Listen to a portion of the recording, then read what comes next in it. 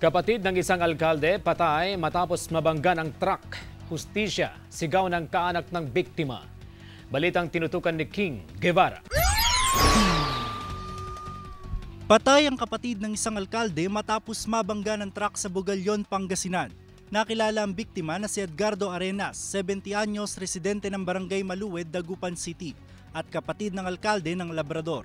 Sakay ng motorsiklo ang biktima, tinatahak ang National Road na bahagi ng Barangay Polong, Bugalyon nang aksidenteng mabundol ng truck sa likuran.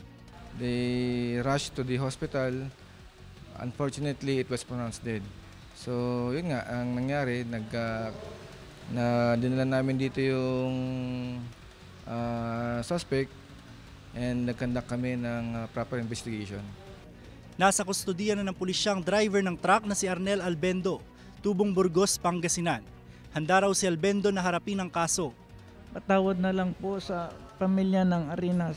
Talagang hindi ko sinasadya po, sir, yung aksidenteng yon. Hustisya ang hiling ng kaanak ng biktima. Hindi rin daw maayos ang pag-asikaso sa bangkay ng biktima matapos dalhin sa ospital. Mga 6:58 declared dead na po. Tapos po,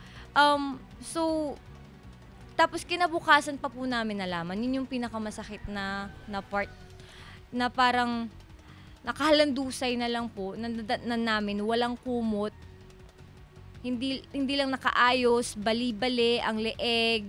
Tinungo ng balitang amyanan ng ospital pero tumanggi munang magbigay ng pahayag ang pamunuan. Nagsasagawa rin daw sila ng investigasyon sa insidente. Kasama si Daryl Peralta, ako si King Guevara, naghahatid ng Balitang Amyanan.